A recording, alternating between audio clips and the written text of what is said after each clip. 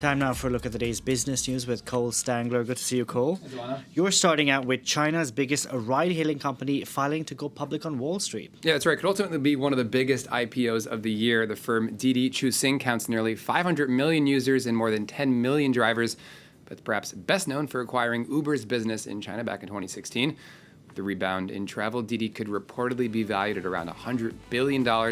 That would put it well on track to have the largest IPO in the U.S. for a Chinese-owned firm since Alibaba in 2014, though geopolitical challenges may lie ahead, from a Chinese crackdown on big tech to trade tensions with the United States. Let's take a look now at how markets are faring to close out the week. Major European indexes in solidly positive territory so far. Shares on the CAC 40 up over 0.8%, as you can see there. The FTSE and the DAX both up around 0.7%. Investors appearing to shrug off concerns over inflation. Yesterday's reading of the Consumer Price Index in the U.S. showing a hefty rise in prices. Evidently, the general sense is that any uptick in inflation is only temporary.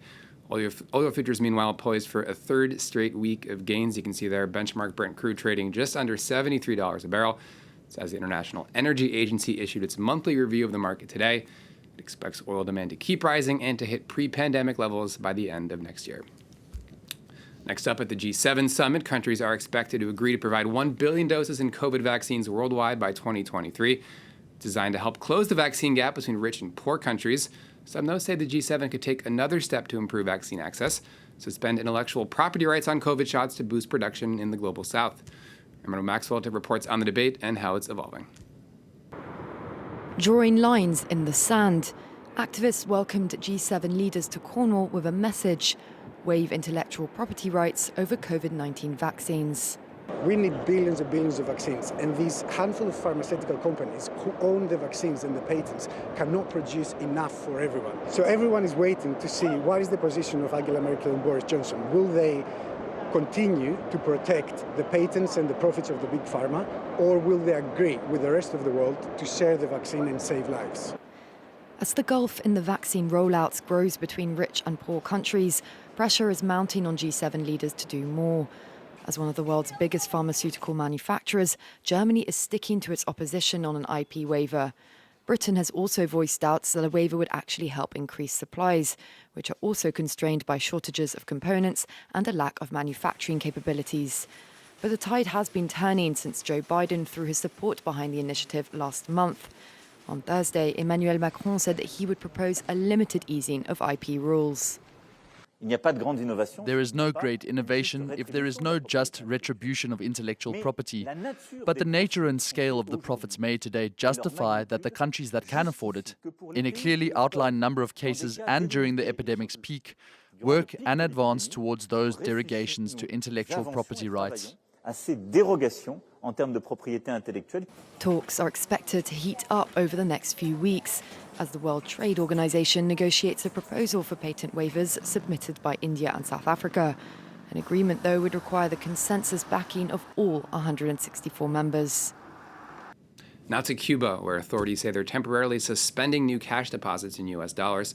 The government blames enhanced American sanctions for restricting its ability to use that cash abroad.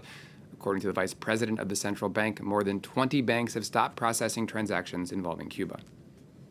It is an essential, unavoidable measure that our banking and financial system has to take.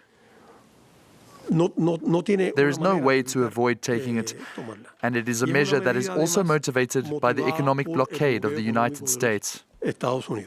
According to a bill adopted Tuesday in El Salvador, Bitcoin will be authorized for use in day-to-day transactions, becoming legal tender within 90 days. The moves won support from crypto enthusiasts worldwide, but there's also no shortage of skepticism, including from the IMF, which is in talks with the country over economic relief. Emmanuel Maxwell takes a closer look at the situation on the ground. This unassuming fishing village and surf hotspot in El Salvador is already accustomed to Bitcoin. It even has an ATM that converts the cryptocurrency to and from dollars. Tourists who didn't bring cash would come and say they wanted something to eat and asked if they could pay in Bitcoin. I downloaded the app and I started selling a lot more. Supporters of the country's decision to embrace Bitcoin point to El Zonte as a success story. El Salvador's president has touted Bitcoin's use as a way of attracting investment while loosening the control of central banks. and in helping those living abroad to send remittances back home cheaply. But whereas it was voluntary, the new legislation making it legal tender now requires all businesses to accept payment in the cryptocurrency. How are people going to buy from me if I can't use it? Because they say that people will no longer use cash. Everything will be through Bitcoin. Opponents of the plan have called it an irresponsible experiment that could attract the wrong kind of investment in a country already rife with corruption. The IMF has also warned of the significant risks of using the famously volatile digital currency for day-to-day transactions. Adoption of Bitcoin as legal tender raises a number of macroeconomic, financial and legal issues that require very careful analysis. El Salvador's move could complicate ongoing talks with the lender as the country seeks a more than $1 billion loan amid its recovery from the COVID-19 pandemic. And finally, a major video game publisher says it's been hacked. Electronic Arts says hackers managed to steal source code and other software tools, though it says no player data has been stolen in the breach. EA makes some of the world's best-known games, including Battlefield, The Sims, and the FIFA series. The attackers claim to have downloaded source code for the latter, data that can be used to copy or change parts of the product. EA has said it's, quote, actively working with law enforcement officials. Now, Delano, also worth stressing this comes amid a wave of high-profile cyber attacks we've seen in recent months. Shows video games certainly very valuable commodities. I wonder who's doing the hacking. Yeah. It's something the US president says he will bring up with Vladimir Putin in Geneva on Wednesday. We'll see what comes out of that. Yeah. Thank you very much for that. Cole Stangler there with today's business news. More news coming up. Stay with us. This is France 24.